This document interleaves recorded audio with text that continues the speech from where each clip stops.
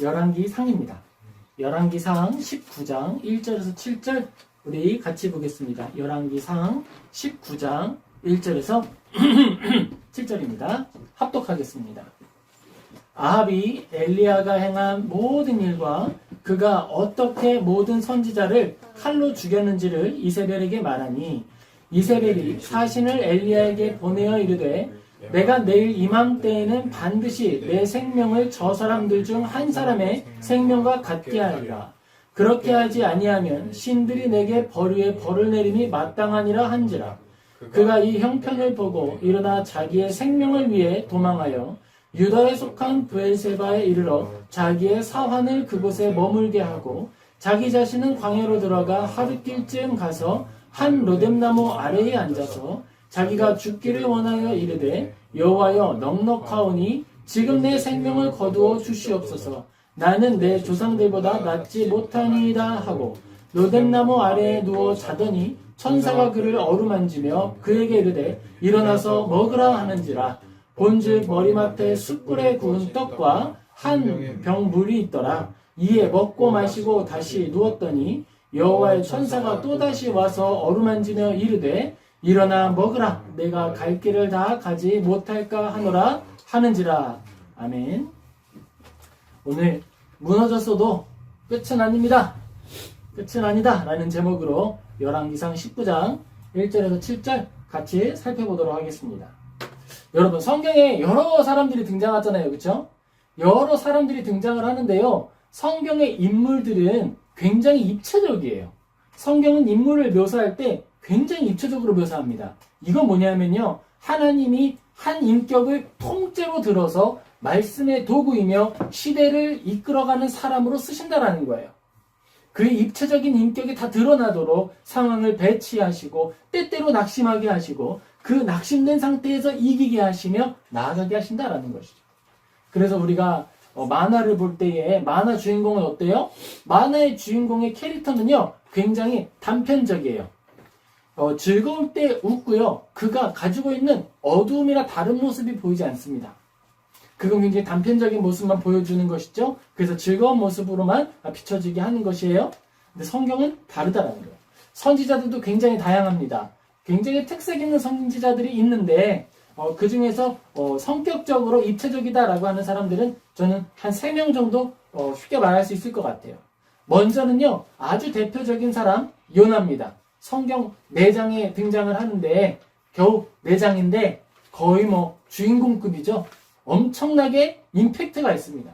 물고기 뱃속에 들어갔다가 나왔다가 하나님의 말씀 선포했다가 전들이 왜 안 망하나 위에서 봤다가 그런 모습을 보여주는 다양함이 있습니다.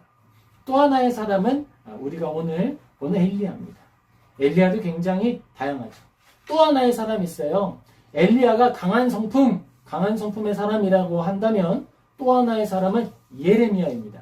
그는 어떻죠? 그는요. 하나님 저 할 수 없을 것 같은데요? 물러서는 사람이었고 고난 앞에서 하나님 저 말 안 할 거예요? 라고 물러서는 사람이었습니다. 그러나 그가 하나님 앞에 온전히 변화된 다음에는 죽음에도 그리고 그를 돌봐주겠다 말하는 장군의 말에도 넘어가지 않고 그것을 받아들이지 않고 끝까지 말 안 듣는 이스라엘의 곁을 지키다가 이집트까지 가는 그런 사람이 되었어요. 그런데 그와 반면에 두 번째로 언급했던 엘리야는 조금 다르죠. 성격이 굉장히 세 보이거든요. 진짜 세 보이거든요. 센 줄 알았어요. 근데 오늘 읽었던 성경 본문에 보면 그는 낙심하고 있습니다. 여러분 진짜 센 사람이 어떤 사람일까요? 강한 자에게 약하고 약한 자에게 강하다. 그건 비겁자지 그건 센 사람이 아니에요. 그건 비겁한 사람이에요. 진짜 센 사람은요. 강한 자에게 강하고요. 약한 자에게 약한 거예요. 진짜 강한 사람은 넘어질 듯 그가 위태로워 보이지만 태풍 속에서도 물러서지 않고 끝까지 걸어가는 사람이 강한 사람이에요. 그리스도인은 강한 사람이에요. 그리스도인은 나의 생명을 위협하는 불의에 대하여서 내 생명을 다 쏟아내는 방식으로 싸워냅니다. 물러서지 않아요. 두려울 게 없거든요. 강한 자에겐 강하게 나갑니다. 약한 자에겐 어떻죠? 가장 낮은 자와 가장 부드러운 자와 그의 상처를 싸매주고 어루만져 줄 수 있는 가장 깊은 상처받은 자로서 다가가서 싸매주는 거예요. 그것이 그리스도인입니다. 그리고 하나님께서 부르셨을 때 그 사명을 손에 쥐었을 때 넘어질 듯 위태롭고 그가 오늘도 살 수 있을까? 내일도 살 수 있을까? 한 주를 더 설교할 수 있을까? 한 주를 더 믿음으로 갈 수 있을까? 위태로워 보이지만 죽는 순간까지 그 길을 꾸준히 걸어가는 게 그리스도인이에요. 그것이 바로 우리의 모습인 줄 믿으시기 바랍니다. 하나님의 말씀을 손에 쥐고 나아가는 길, 여러분은 어떤 캐릭터를 가지고 나아가고 계십니까? 여러분의 인생 캐릭터가 그것이 강함에 있든 약함에 있든 어디에 속하든지 항상 그리스도를 닮은 모습이며 특별히 예레미야를 닮은 진짜 내면의 강함을 가진 자로서의 삶을 살아가시길 예수님의 이름으로 축복합니다. 아멘. 하나님께서 우리에게 말씀하시고 확실한 약속과 보증을 보여주신다면 우리는 어떨까요? 하나님이 오늘 알려주시는 거예요. 얘야, 너에게 할 일이 있다. 증거를 보여줄까? 저 나무를 봐라. 나뭇가지가 흔들릴 거야. 불타오를 거야. 태풍이 몰려올 거야. 해가 뜨고 질 거야. 그런 모습으로 늘 보여주신다면 어떨까요? 하나님께서 함께 하신다는 확신과 하나님이 허락하시는 놀라운 능력이 우리를 통해 나타난다면 우리에게는요, 고난이 아니고요, 슬픔이 아닐 거예요. 그렇죠? 확신이 있고 하나님이 우리를 늘 지키신다고 하면 이길 수 있으리라는 믿음을 가지고 살아갑니다. 그런데 여러분, 오늘 우리가 보는 성경 본문에 엘리야가 등장을 하는데 그는 좀 달랐어요. 엘리야라고 하면 강한 캐릭터로 또 드러나기도 했지만 또 하나는요, 아주 가시적으로, 그러니까 눈에 보이는 방식으로 하나님의 능력을 드러냈던 사람입니다. 그런 사람 중에 한 명이에요. 근데 그가 과연 그런 능력을 행했을 때 언제나 강할 수 있었는가? 그런 부분들을 생각해 보자는 거 아니라는 거예요. 우리의 믿음의 강함은 내 손에 나타나는 기적의 형태나 가시적인 것에 의해서 드러나는 게 아니라는 거예요. 예레미야는 어떻죠? 예레미야는요, 선포했을 뿐이고요. 그가 선포했던 게 이루어지는 것이었지, 시간이 지난 다음에 이루어지는 것이었지, 그가 죽은 자를 살리거나, 그가 하늘을 무너뜨리거나, 그가 놀라운 불을 일으키거나, 그렇게 하지 않았습니다. 화려하지 않았어요. 그는 화려하지 않은 사역임에도 불구하고 쓰러지지 않고 그렇게 나아갔습니다. 놀라운 일이죠. 무엇이 우리를 견고하게 세우는가, 무엇이 우리를 담대하게 만드는가, 그것을 우리는 돌아볼 필요가 있습니다. 예레미야를 통해 그거, 그리고 엘리야를 통해 이 사명이 우리가 무엇으로 힘을 얻는지를 확인하는 우리 모두 되기를 예수님의 이름으로 축복합니다. 우리는 먼저 엘리야가 어떤 사람인지 좀 알아야겠죠. 엘리야는요, 자기가 가지고 있는 것보다 하나님을 더 소중히 여기는 사람이었습니다. 그는 강했어요. 단단했습니다. 그가 엄청 강한 성품을 가졌는데요, 하나님은 그의 성품에 알맞은 시대로 우리 엘리야를 보냈어요. 엘리야라는 성품을 가진 사람이 나도 좀 부드럽게 살고 싶다. 나도 좀 고상하게 살고 싶다. 나도 좀 화도 좀 덜 내고 잘 참고 인내하면서 그렇게 살고 싶다 생각을 할 수 있겠죠. 엘리야도 충분히 고상할 수 있는 사람이에요. 아합만 안 만났어도 고상하게 사역할 수 있었던 사람이죠. 그런데 하나님은 그에게 강한 성품을 주신 만큼 강한 시대와 강한 상황을 이겨내게 하신 거예요. 저도 곤란합니다. 저도 참 이렇게 교양 있게 티를 마시면서 하나님에 대해서 고상한 말로 대화하고 하나님에 대해서 이렇게 이런 은혜가 있지 않습니까? 이런 말을 하면서 살면 너무 좋겠어요. 그런데 시대와 상황이 쉽지 않은 것이죠. 하나님에 대해서 이야기하기 전에 지금 우리가 떠나야 할 문제가 무엇인지에 대해서 자꾸 이렇게 파도처럼 몰려오게 되는 거예요. 불이함이. 이것들에 대해서 나는 어떻게 반응할 것인가? 엘리야도 똑같이 고민을 하는 것이죠. 이 문제에 대하여서 나는 어떻게 반응해야 할 것인가? 그 시대가 참 어두웠습니다. 엘리야가 사역했던 시대는요, 아합 왕이라고 하는 사람과 이세벨 왕비라고 하는 사람이 있었어요. 둘이 엄청 악한 사람이죠. 진짜 악한 사람인데 그들의 문제만이 아니었어요. 그 둘만 악한 게 아니라 그 시대 전체가 하나님에 대하여서 무관심했습니다. 아주 어두운 시대에, 바람이 많이 부는 시대에 유일한 촛불 하나로서 켜 있는 거예요. 얼마나 위태롭습니까? 그런 삶을 살아가는 거예요. 그러니까 더더욱 과격해질 수밖에 없는 것이죠. 열왕기상 16장 31절에서 33절 우리 같이 합독하겠습니다.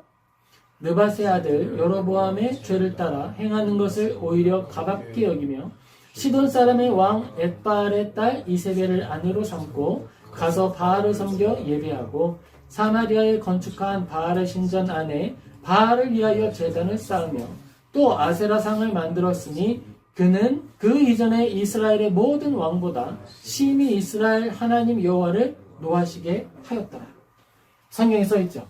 얼마나 악했는지 써있는 거예요. 이런 불의함을 앞에 두고서는요, 고상함이 있을 수가 없습니다. 여기서 뭐 해야 되는 거예요? 너 죽고 나 죽는 거죠. 끝까지 가야 되는 거예요. 어쩔 수가 없는 거예요. 하나님의 말씀을 가지고 나아가기를 원하는데 그것 안에서 우리가 추구해야 하는 것이 무엇인가, 이것들을 고민해야 합니다. 고상한 신앙생활 너무 중요하죠. 하지만 그것이 불의함에 대하여 야합하는 것이 되면 안 되는 거예요. 내 죄를 덮기 위해서, 불의함을 덮기 위해서 다른 이들에게 뒤집어 씌우는 그러한 문제를 나타내는 이들에 대하여서 타협할 수는 없는 거예요. 그 모든 시대에서 엘리야는 하나의 등불로서, 야, 저거 죽이려면 얼마든지 죽이지, 저게 뭐라고, 야, 저까지 거 아무것도 아니야, 내가 이렇게 꼭 누르면 쟤는 픽 하고 죽을 수밖에 없어, 그런 사람 중 하나가 엘리야였던 거예요. 그러니 그는 나 혼자의 싸움이 아니었기 때문에 하나님의 말씀을 몸에 쥐고 나아가 달려가야 했던 것입니다. 그의 성품이 강한 것도 있었겠지요. 하지만 그는 강해야만 했던 거예요. 그렇게 해야만 그 시대를 밝힐 수 있었기 때문입니다. 그 시대에 대한 상황에 대해서 설명하고 있는 하나의 사례가 있어요. 여리고성이라는 성이 있었습니다. 여리고성은 하나님이 무너뜨리라고 했던 성이죠. 근데 무너뜨리라고 했던 그 성에 하나님이 이야기하시면서 다시는 이 성을 쌓지 말라고 그랬어요. 이 성의 자리는 너무나도 악한 죄가 있었기 때문에 쌓지 말고 무너진 상태로 두어서 기념이 되라고 하게 하신 거예요. 하나님은 항상 그런 방식이에요. 하나를 벌을 해서 다른 모든 이들에게 교훈을 주도록 합니다. 그것이 하나님께서 여리고성을 쓰신 방식이에요. 여호수아서 6장 26절 같이 읽겠습니다. 여호수아가 그때에 맹세하게 하여 이르되 누구든지 일어나서 이 여리고성을 건축하는 자는 여호와 앞에서 저주를 받을 것이라. 그 기초를 쌓을 때에 그의 맏아들을 잃을 것이요 그 문을 세울 때에 그의 막내 아들을 잃으리라 하였더라. 아멘. 여리고성을 무너뜨리고 난 다음에 하나님은 그 성을 다시 쌓지 말아라 라고 이야기하면서 패약한 성이 어떻게 되는지에 대한 사례로, 교보제로, 교재로 쓰기를 원하셨던 거예요. 그런데 아합의 시대에 사람들이 하나님을 잊게 되니까, 하나님을 잊어버리니까 가장 먼저 뭐가 드러나죠? 효율이 생각나기 시작하는 거예요. 야, 이 여리고성 좋은 자리 왜 성 안 지어? 하나님의 말씀에 안 되게 돼 있다고? 그게 어딨어? 그런 게 어딨어? 그거 아니잖아. 우리가 지금 몇 세기 사람인데, 지금 이 시대가 어떤 사람인데 아직도 그런 말씀에 매여 있어. 그러니까 성 짓자 라고 하는 거예요. 하나님의 경고를 무시하고 여리고 성의 자리에 다시 도시를 건축하자라는 주장이 나오고 실천하기에 이르게 됩니다. 열왕기상 16장 34절입니다. 같이 읽겠습니다. 그때에 베델 사람 히엘이 여리고를 건축하였는데 그가 그 터를 쌓을 때에 맏아들 아비람을 잃었고 성문을 세울 때에 막내 아들 수굽을 잃었으니 여호와께서 눈의 아들 여호수아를 통하여 하신 말씀과 같이 되었더라. 아멘. 여러분, 하나님께서 침묵하시는 것 같아 보이는 순간에도 하나님이 일하고 계신 거예요. 하나님은 당신이 하신 말씀, 약속, 그 뜻을 따라서 아무도 관심 갖지 않는 시대에도 일하고 계신 겁니다. 하나님의 명백한 일하심을 발견하는 자가 있고 보고도 못 보는 자가 있는 거예요. 우리는 어디에 있습니까? 하나님의 일하심을 선명히 보고 있습니까? 아니면 보고도 못 본 척하며 살아가고 있습니까? 우리가 그래서는 안 되겠죠. 하나님 지금도 살아계세요. 지금도 살아계셔서 당신이 하신 약속을 따라 일하고 계십니다. 불의한 자에게는 보응하심으로 선을 이루시고 악한 자에게는 그에게 합당한 죄의 벌을 징계하심으로써 선을, 정의를 유지하시는 거예요. 하나님의 사람 엘리야는 이렇게 어두운 시대에 하나님의 말씀을 전하는 사람으로 부름받았습니다. 우리가 사는 이 시대는요, 어떨까요? 우리가 사는 이 시대를 생각해 볼 수 있어야 돼요. 성경은 성경이고 오늘은 오늘이야 분리하는 것이 아니라 성경에 이렇게 기록되었으니까 우리의 오늘은 이렇게 해야겠지, 이렇게 해야지 라고 알아야 한다라는 거예요. 하나님께서 오실 날이 가까울수록 성경은 아주 확실히 약속하는데 시대가 어두워질까라고 말하고 있어요. 그 말은 그리스도인은 시대가 갈수록, 마지막 때에 갈수록 어때야 된다? 강해야 된다. 시대의 끝에 갈수록 뭘 준비해야 된다? 십자가의 군병으로서 전신갑주를 입어야 한다라는 거예요. 예전에는요, 1000명 중에 사역자 1명이면 됐을 줄 모르겠어요. 근데 이제는 아니에요. 10명 중 하나, 두색 중에 하나, 하나님의 리더로서 그들을 지키고 영혼을 돌볼 파수꾼이 필요한 시대가 오고 있습니다. 그건 옛날 말씀이고 지금 22세기인데 우리가 지금 어떤 시대를 살고 있는데 지금은 다르지 라고 말하는 시대에 우리는 영혼을 지키는 파수꾼이 되어야 한다라는 거예요. 우리가 번영해야지, 우리가 잘 돼야지, 우리가 다 잘 되는 게 복음이 잘 되는 거야. 교회가 썩어가고 말씀이 썩어가고 다 골마 터져가고 있어도 우리가 커지고 우리가 부흥하면 그것이 잘 되고 있는 거야 라고 말하는 사람들을 향해서 그건 아니지 라고 말해야 하는 것입니다. 디모데전서 2장 1절에서 2절 같이 읽겠습니다. 그러므로 첫째로 권하노니 모든 사람을 위하여 간구와 기도와 도구와 감사를 하되 임금들과 높은 지위에 있는 모든 사람을 위하여 하라. 이는 우리가 모든 경건과 단정함으로 고요하고 평안한 생활을 하려 함이라. 아멘. 하나님께서 또 우리에게 말씀을 전해주시고 바울에게 말씀을 전해주실 때 바울이 그 사랑하는 아들, 믿음의 아들 디모데에게 권면을 하고 있는 거예요. 디모데야, 사역할 때 그 나라의 위정자, 그 나라의 정치를 위해서 기도해라. 그 나라에 옳은 일이 이루어지도록 기도해라 라고 권하고 있는 거예요. 그런데 이 말을 해석을 할 때 여러분, 우리의 목적지와 도구가 잘 구분돼야 돼요. 우리가 고요하고 평안한 생활을 하기 위해서 다 목적이 되고 높은 지위에 있는 자들을 위해서 기도하는 게 수단이 되면 안 되는 거예요. 이게 무슨 말이냐면 내가 높은 자에게 잘 보이기 위해서 기도를 이용하면 안 된다고요. 이게 좋은 사례가 뭐가 있어요? 조찬 기도회가 있어요.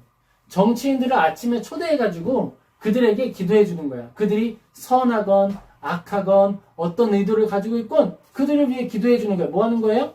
잘 보이려고 하는 거지. 그거는 안 된다라는 거예요. 지금 시대가 어둡고 시대가 악하고 모든 이들이 죄를 향해 달려가고 있으면 그때 평안한 건 죄일까요? 옳은 일일까요?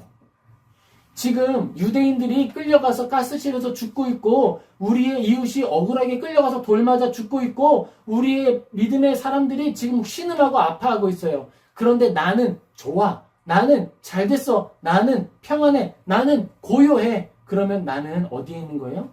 악인들의 편에 서 있는 거예요. 악한 중에 침묵하는 것은 침묵은 중립이 아니에요. 침묵은 악의 침묵으로서 동조하는 거예요. 우리가 그걸 잘 구분해야 하는 것입니다. 우리가 그걸 잘 구분해야 되는 거예요. 하나님의 말씀을 따라 걸어갈 때 우리가 추구해야 할 단정하고 고요하고 평안한 생활이라고 하는 것은 시대의 아픔을 외면하는 방식으로 얻는 것이 아닙니다. 우리가 얻는 고요하고 평안한 생활은 연약하고 부족한 이들의 부당한 판결과 그 부당함을 의도하는 자들과 야합하는 것으로 만들어지는 것이 아닙니다. 우리는 정의를 이루고 정의가 완전히 이루어지도록 기도하는 거예요. 그것을 위해서 함께 동참하는 거예요. 그리고 정의가 온전히 이루어질 때에 그 안에서 모든 경건과 단정함으로 고요하고 평안한 생활을 하는 것입니다. 그게 신앙의 형태이고 신앙의 목적이에요. 믿음을 가졌다고 말하면서 건전한 시민이 아니라면 그 믿음은 온전할 수가 없는 거예요. 나 하나님 잘 믿어요. 근데 직업이 뭐죠? 도둑입니다. 되도록팡이거든요. 제가요? 제대로 훔쳐요? 저는 11조를요, 한 달에 5천만 원씩 합니다. 당신 직업이 뭐예요? 저요? 소매치기요. 제가요? 지나가면요, 지갑이 다 저한테 와 있어요. 건전한 시민이 아니면 건전한 그리스도인이 될 수 없는 거예요. 건전한 그리스도인이 아닌데 건전한 그리스도인이 아닌 이들과 화평하고 건전한 그리스도인이 아닌 이들과 평안하다, 단정하게 고요하다, 그것은 내가 그들 중 하나가 되었다라고 하는 사실인 거예요. 그걸 잘 구분해야 됩니다. 엘리야가 고요하고 평안한 생활을 싫어했을까요? 아니죠. 그도 원했어요. 그도 고요하고 단정한 생활, 하나님 앞에 기도하고 아파하는 이들을 위해서 안수하고 그들을 위해 좋은 말들로서 격려하는 선지자의 삶을 원하지요. 그런데 시대가 그렇지 않았습니다. 시대는 지금 어떤 사람을 필요로 하냐면 850명의 우상 숭배자들의 목을 칠 사람을 필요로 하고 있는 거예요. 엘리야가 쓸모 있었습니다. 그의 성품이 사용되었습니다. 열왕기상 17장 1절 우리 같이 읽겠습니다. 길르앗에 우거하는 자 중에 디셉 사람 엘리야가 아합에게 말하되 내가 섬기는 이스라엘 하나님 여호와께서 살아계심을 두고 맹세하노니 내 말이 없으면 수년 동안 비도 이슬도 있지 아니하리라 한지라. 평안하면 좋죠. 왕하고 잘 지내면요, 누가 좋아요? 엘리야가 좋아요. 왕하고 잘 지내면 얼마나 좋겠어요. 맨날 왕이 잔치에 초대하고 왕이 물어보겠죠. 뭐 먹고 싶어? 저요? 우리 소갈비? 자기가 먹고 싶은 거 얼마든지 이야기할 수 있는 사람이 왕 아니겠습니까? 자기도 말할 수 있으면 좋지요. 그런데 상황이 아닌 거예요. 딱 이야기합니다. 가뭄이 올 겁니다. 내가 다시 말하기 전에 가뭄이 올 겁니다. 근데 여러분 이상해요. 이 다음의 이야기가 좀 새롭습니다. 왜냐하면요, 하나님이 시켜서 한 말이잖아요. 그렇죠? 하나님의 뜻과 그 마음이 일치해서 한 말이거든요. 지금 이 나라와 이 상황과 이 시대에는 도저히 좋은 말을 할 수 없다. 내가 이 목숨을 걸고 이 불의함과 싸워야겠다 라고 하는 시대의 사명을 가지고 이야기를 한 거예요. 가뭄이라는 형태로. 근데 하나님이 뭐라고 말씀하시냐면, 가뭄을 주고 나서 자, 가뭄이 맞지? 근데 너는 이 죄에 함께 들어있는 게 아니잖아. 너는 저기 가서 나랑 같이 소고기 먹자. 그렇게 하지 않으셨어요. 열왕기상 17장 2절에서 4절 같이 읽겠습니다. 여호와의 말씀이 엘리야에게 임하여 이르시되 너는 여기서 떠나 동쪽으로 가서 요단 앞 그릿 시냇가에 숨고 그 시냇물을 마시라. 내가 까마귀들에게 명령하여 거기서 너를 먹이게 하리라. 아멘. 어디로 가라 그랬어요, 하나님이? 분명히 좋은 사람이잖아요. 좋은 뜻으로 나간 거잖아요. 하나님의 뜻과 마음을 가지고 나는 이 사람들과 이 악인들과 화평할 수 없다. 네가 죽나 내가 죽나 한번 해보자. 딱 했는데 하나님 어디 가라 그랬어요? 도망가. 어디로? 시냇가로 도망가. 그런데 그 시냇가가 가면 아주 강이 크고 마르지 않고 먹을 것도 많고 소고기도 있고 그럼 얼마나 좋겠어요? 근데 지금 하나님 뭐라고 말씀하시죠? 시냇물이라고 그랬어요. 시냇물. 그 물은요, 많지 않은 거예요. 그리고 먹을 거 누가 날라줍니까? 먹을 거 날라줄 때 누가 날라줘요? 까마귀가 날라준대요. 자, 까마귀가 물건을 나르기에 좀 도움이 되는 생물이에요? 좀 부족한 생물이에요? 부족하죠. 까마귀가 부리로 물고 뭘 오면 얼마나 물고 오고 다리로 뭘 들고 온다고 하는데 닭다리 하나 제대로 들고 오겠어요? 독수리한테 나르게 하시든지 아니면 좋은 거 있잖아요. 거기에 사자 이런 애들이 싱싱한 송아지 물고 오면 소고기 먹을 수 있잖아요. 근데 지금 뭘 시키겠다고요? 까마귀. 그리고 물은 뭘로 마셔요? 시냇물. 이렇게 일을 하시는 거예요. 좀 특별하죠? 그게 하나님의 일하는 방식이에요. 그게 하나님의 일하는 방식입니다. 자, 그리고 지금 여기에서 하나님이 말씀하신 이 시냇물이 좀 오래 가면 좋잖아요. 그렇죠?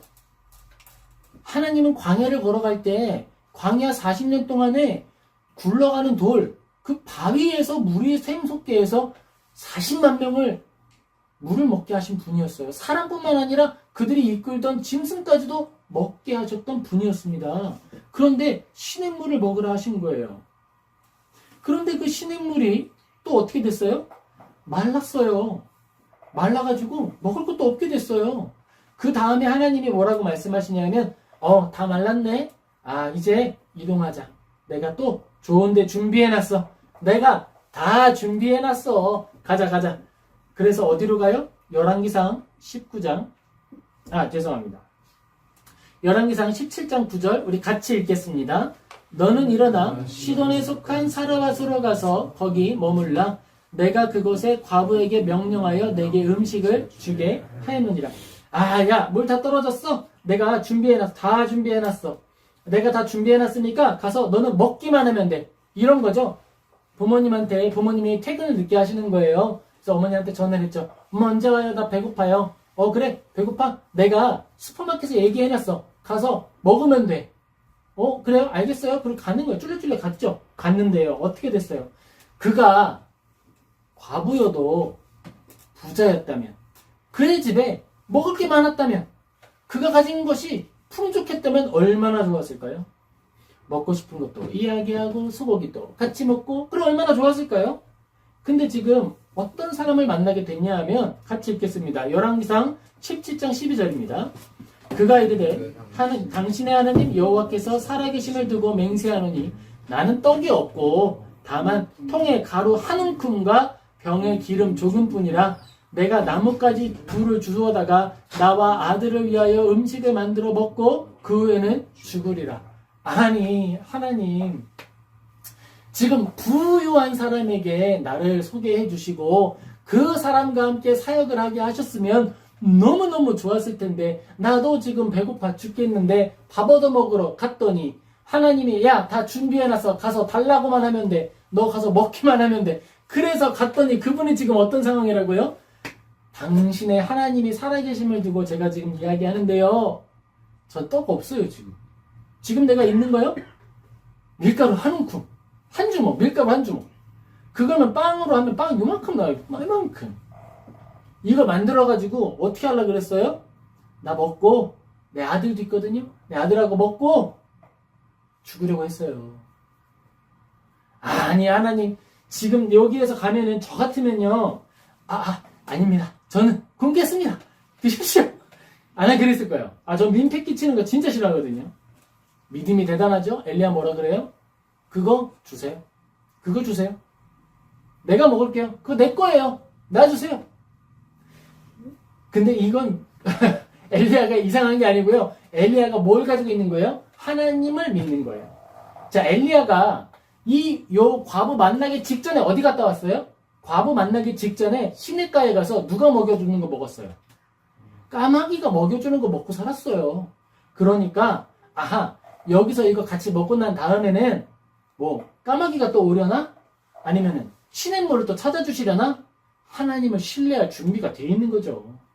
그러니까 지금 엘리야는 이 사람 걸 뺏어서 내가 가져가겠다고 생각하는 게 아니라 내가 이들에게 돌봄을 받으려고 온 줄 알았더니 어떻게 됐다? 내가 이들을 돌보라고 보내신 거구나. 알게 된 거예요. 그거 주면 우리 하나님과 함께 나아가게 되는 거예요. 그 이후로 엘리야는요, 이 과부와 거의 한 공동체처럼 살아요. 이 과부를요, 어디 지나가는 길에 들러서 머물기도 하고요, 아들도 보고 가고요, 그렇게 지냅니다. 그런 이야기가 시작되는 거예요. 과부의 입장에서는요, 이 돌봄받지 못한 시대, 이 가뭄의 시대, 이때 누가 돌보는 거예요? 갑자기 엘리야가 와서 돌봐주기 시작하는 거예요. 나 이거 먹고 죽어야 돼. 소망이 없어. 그런데 누가 지금 소망이 되는 거예요? 하나님의 사람이 소망이 되는 거예요. 근데 소망이 되는 방식을 잘 기억하세요. 엘리야가 부자예요? 엘리야가 많이 가지고 있습니까? 엘리야가 다 가지고 있어서 오세요. 소고기 있어요. 그게 아니죠. 엘리야도 오늘 지금 뭘 하고 살아야 될지 모르고요. 내일 지금 뭘 하고 살아야 될지 몰라요. 그런 상황에서 지금 와서 과부를 돌보고 그들이 서로의 연약함을 채우며 함께 지내는 거예요. 놀랍지 않습니까? 하나님의 일은요, 부유한 자를 통해 이루어지는 게 아니에요. 마음 있는 자들을 통해 이루어지는 거예요. 이게 비밀입니다. 하나님의 일은 망한 것 같고 죽는 것 같지만 망하지도 않고 죽지도 않고요. 부유한 자가 있으면 잘할 것 같지만 그게 아니라 연약한 자들이 함께 이루어가는 거예요. 그게 하나님의 일을 이루는 비밀입니다. 열왕기상 18장 37절에서 39절 같이 읽겠습니다. 여호와여 내게 응답하소서 내게 응답하소서 이 백성에게 주 여호와는 하나님이신 것과 주는 그들의 마음을 되돌리심을 알게 하옵소서. 아멘. 이에 여호와의 불이 내려서 번제물과 나무와 돌과 흙을 태우고 또 도랑의 물을 핥은지라 모든 백성이 보고 엎드려 말하되 여호와 그는 하나님이시로다 여호와 그는 하나님이시로다 하니. 아멘.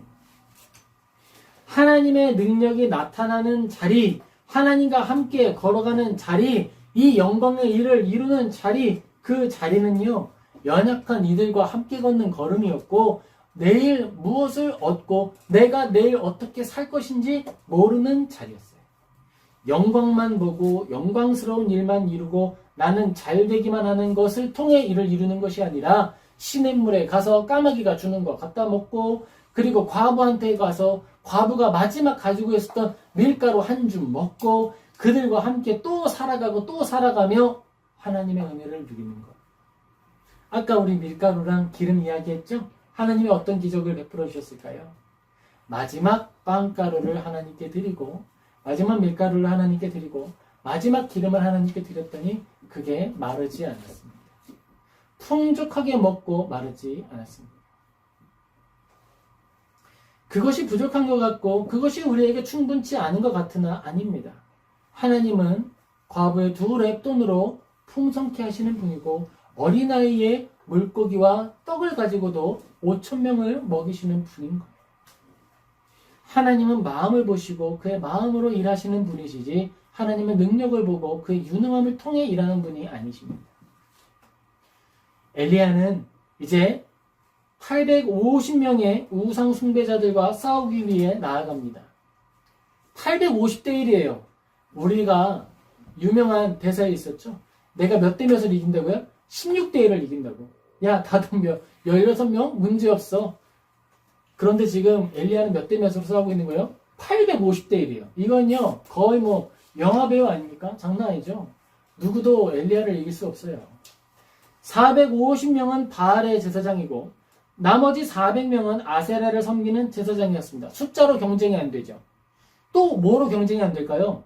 그들이 가지고 있는 재정으로도 비교가 안 돼요. 바알과 아세라의 그 제사장들은 누구의 후원을 받고 있어요? 왕의 후원을 받고 있어요. 그들 옆에는요, 회장님이 하나씩 붙어 있는 거야. 그런 사람들과 지금 누가 싸우는 거예요? 과부와 함께 연합해서 공동체를 이루고 있는 엘리야가 싸우는 거예요. 근데 누가 이기죠? 신실한 자가 이깁니다. 하나님께 속한 자가 이깁니다. 하나님께 붙들린 자가 이기게 되는 거예요. 담대히 나아가죠. 그리고 그들이 막 850명이 막 열심히 제사를 드려요. 제사 내용은 뭐냐면요. 야, 제단을 만들어. 불은 피우지 마. 그 불을 내려주는 신이 진짜 신이야. 알았지? 누가 이기나 해보자. 그래서 850명이 제단을 만들어서 막 제사 드리기 시작했고 예배하기 시작하고 그리고 기다리는 거예요. 그리고 그들은요 얼마나 열심히 예배하냐면요 몸에 피도 내고요 채찍질도 하고요 춤도 추고요 막 하면서 열광 속에서 막 합니다. 주문을 외우고 있어요. 아무 일도 없어요. 자 이제 엘리야 차례입니다. 엘리야가요 물을 떠와요. 갑자기 물을 떠가지고 물을 12번 팍팍 부어요. 자 뭘 좀 태워야 되는데 태워야 될 때에 물을 부으면 잘 타요 안 타요? 안 타죠. 탈 수가 없죠. 물을 부었어. 그리고 하나님께 기도하는 거예요. 오늘 지금 읽은 본문은 바로 그 본문이었던 거예요. 그랬더니 하늘에서 불이 내려와서 물을 핥는다라고 하는 말은요. 휘발유가 있으면 거기에 불 붙이면 불이 훅훅훅 막 움직이죠. 그걸 표현한 거예요. 불이 핥더라. 물을 핥더라. 막 물을 핥으면서 재물을 다 태우는 것입니다. 그리고 그때에 그 자리에 있던 사람들이 다 봤어요. 백성들이 다 봤어요. 그리고 말합니다. 그는 하나님이시로다. 여호와 그는 하나님이시로다. 그들이 다 증거도 봤거든요. 그런데 여러분 문제가 있어요. 하나님의 능력이 나타나고 하나님의 일하심이 나타났는데 놀라운 기적을 통해서 사람이 변하지 않았어요. 왜냐면요, 그들에게 이 사건은요, 놀라운 일 중 하나거든요. 이야, 신기하네. 그래서 오늘 뭐 먹을까? 이야, 진짜 신기하다. 그래서 우리 뭐 하기로 했지? 나타난 사건과 나의 일상이 연결이 안 되는 거예요. 그러니까 변화가 나타날 수가 없는 거예요. 좋은 프로, TV 프로 하나 재밌게 본 거예요. 유익한 다큐멘터리 하나 본 거예요. 그게 나의 삶에 연결되지 않고 그게 나에게 적용되지 않으면 EBS 채널을 24시간 틀어놔도 아무것도 배울 수가 없는 거예요. 아무리 좋은 유튜브 채널을 내가 계속 본다 하더라도 아무런 유익이 안 되는 겁니다. 설교를 24시간 틀어놓고 잘 때도 듣고 잔다고 해도 나는 변화되지 않는 거예요. 왜냐하면 그것은 좋은 프로, 재미있는 말, 하나의 이야기일 뿐이니까요. 그것이 나에게 전달되고 적용되고 온전히 나의 것이 되고 소화됐을 때, 삶으로 사라졌을 때 나는 그리스도인이 되고 나는 변화받은 자가 되고 시대의 빛과 소금이 되는 것입니다. 근데 아니었던 거예요. 그들에게. 열왕기상 19장 1절에서 2절 같이 읽겠습니다.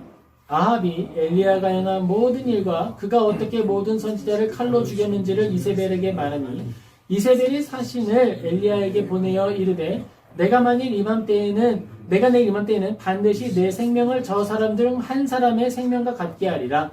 그렇게 하지 아니하면 신들이 내게 벌 위에 벌을 내림이 마땅하니라 한지라. 아멘. 여러분 이쯤 되면 들을만 하잖아요. 그렇죠?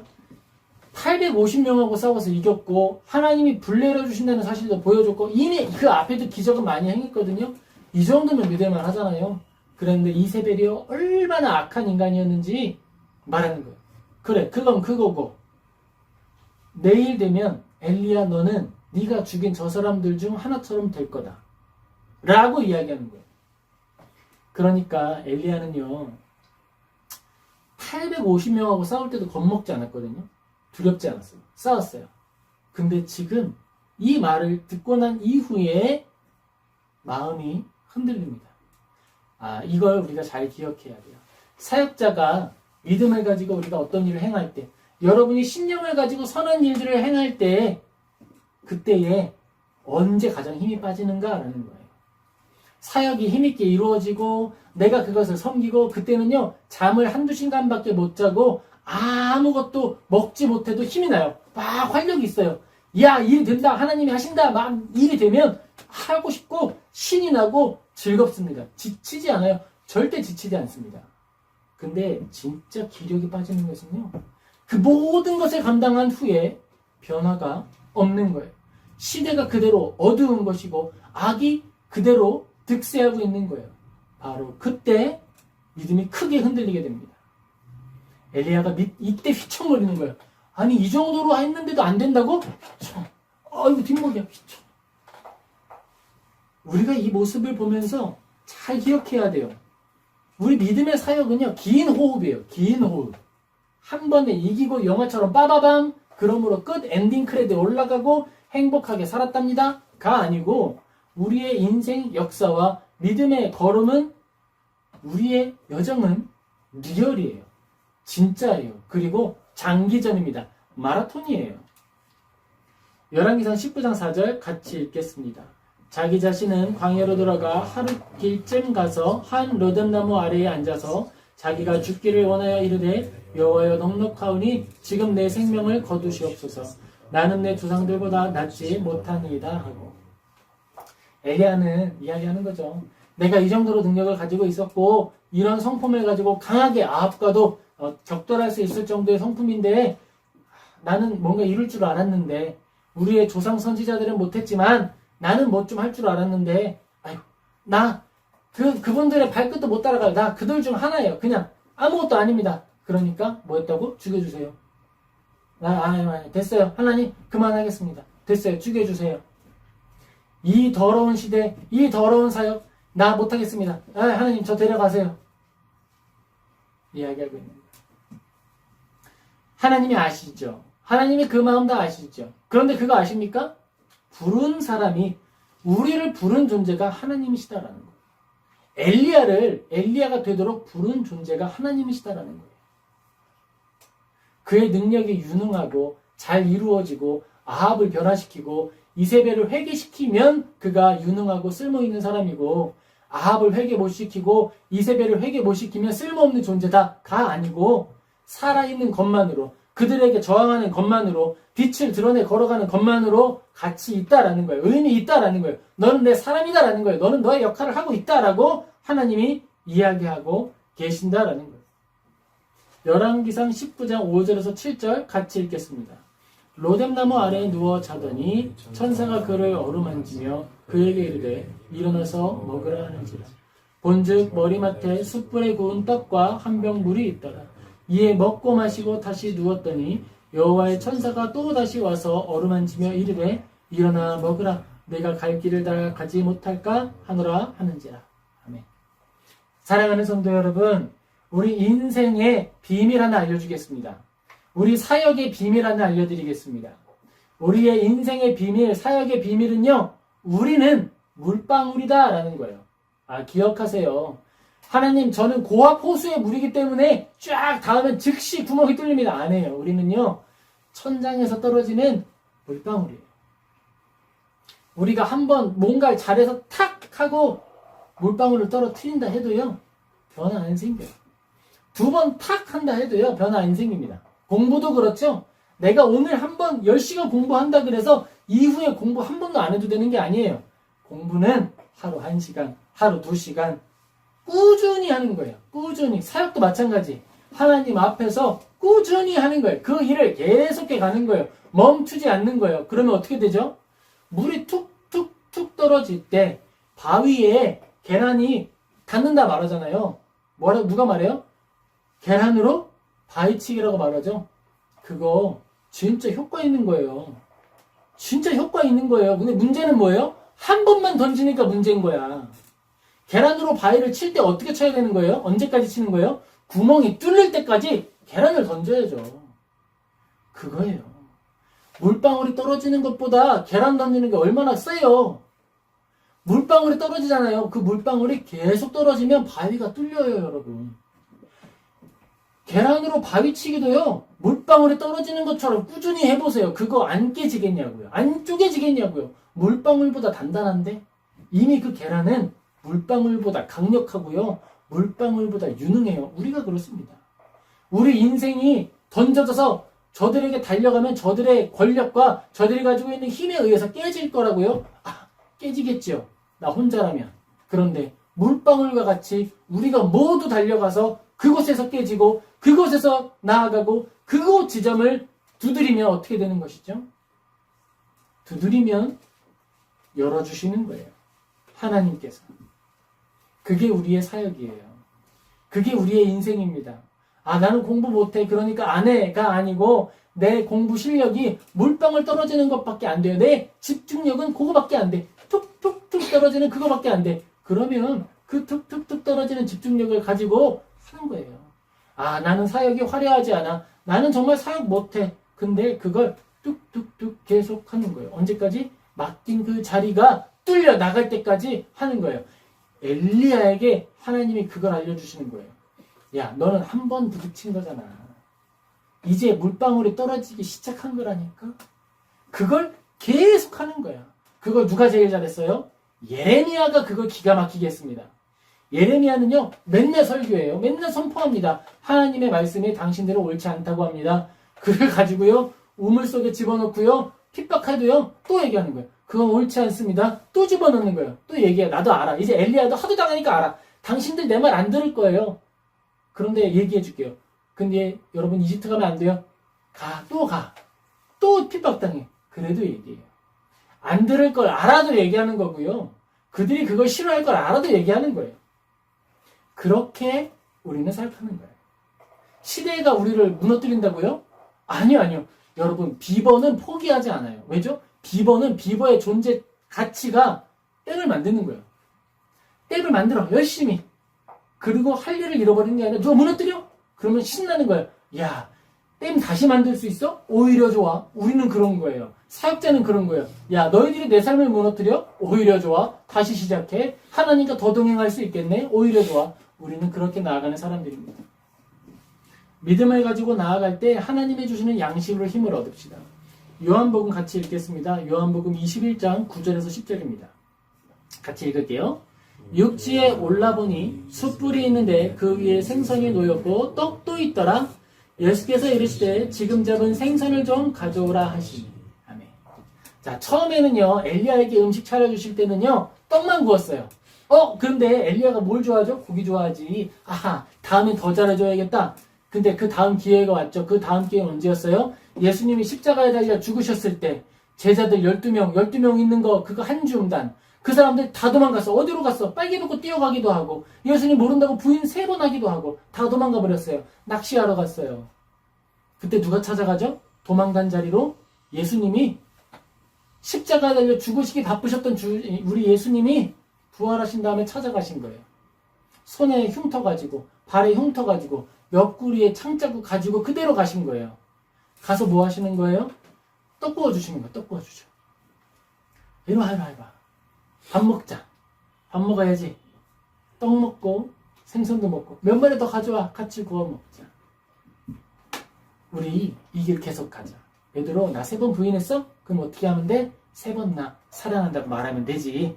너는 나를 사랑하니? 너는 나를 사랑하니? 너는 나를 사랑하니? 됐어. 계속 가자. 내 양을 먹여. 너는 멈추지 마. 어떻게 하라고요? 물방울이 떨어지듯 계속 가는 거라고. 계속 그 걸음을 걸어가는 거라고. 멈추지 않는 거라고. 바위에 계란을 던지는 일을 한 번 하면 무력하지만 계속 하는 거라고. 그렇게 우리에게 알려주시는 거예요. 그래서 우리는 기억해야 합니다. 무너졌어도요, 끝이 아니에요. 물방울이 깨져도요, 끝이 아니에요. 다시 가는 거예요. 계속 가는 거예요. 멈추지 않는 것입니다. 우리가 오늘 이 말씀을 기억하며 하나님의 말씀 몇 가지를 가슴에 새기기를 소망합니다. 먼저 우리가 기억해야 할 것은요, 그리스도인의 고요하고 평안한 삶은 세상의 불의함에 야합하는 것이 아니다라고 하는 것을 기억하시기 바랍니다. 세상이 불의하면 내가 힘들어야 돼요. 세상이 악하게 굴러가면 내가 힘든 게 당연한 거고요. 그게 좋은 거예요. 세상이 악하다면 내가 힘든 것이 당연하다 생각하고 믿음으로 나아가는 믿음의 사람들 다 되시기를 예수님의 이름으로 축복합니다. 둘째로 우리가 기억해야 할 것은요, 하나님의 사람에게도 하나님의 뜻 안에서 연약함과 부족함이 나타날 수 있다라는 것입니다. 하나님이 우리 엘리야에게 같은 편을 붙여줄 때 사자를 붙여주지 않았습니다. 누구였어요? 까마귀였어요. 엘리야에게 목마름을 해결해 줄 때 큰 호수를 갖다가 먹이지 않으셨어요. 뭘 먹이셨어요? 신인물로 먹이셨어요. 엘리야에게 일하게 하실 때 그의 동역자로 능력 있는 왕을 또 기업인을 붙이지 않으셨습니다. 어떤 사람을 붙이셨어요? 고아와 과부를 붙이셨어요. 바로 그 일을 통해서 놀라운 하나님의 영광을 드러내시는 것입니다. 우리가 그 하나님을 의지함으로 나의 연약함과 부족함을 자랑하는 예수 그리스도인 다 되시기를 예수님의 이름으로 축복합니다. 마지막으로 우리가 기억해야 할 것은요, 시대의 불의와 변하지 않는 악인들로 인해 실망하지 말라 하는 것입니다. 여러분, 우리는 물방울입니다. 이걸 기억하세요. 계속 나아가는 것이고 계속 부딪히는 것입니다. 세상은요, 예수님 오실 때가 가까워 오면 올수록 더 어두워질 거예요. 그러니까 더더욱 우리는 빛을 드러내는 것이에요. 시대가 어두워간다고 낙심하지 마시고 실망하지 마세요. 오히려 소망을 기억하세요. 예수님 오실 때가 가까이 왔구나라고 생각하고 소망 얻는 우리 모든 성도님 되시길 예수님의 이름으로 축복합니다. 아멘. 기도하겠습니다.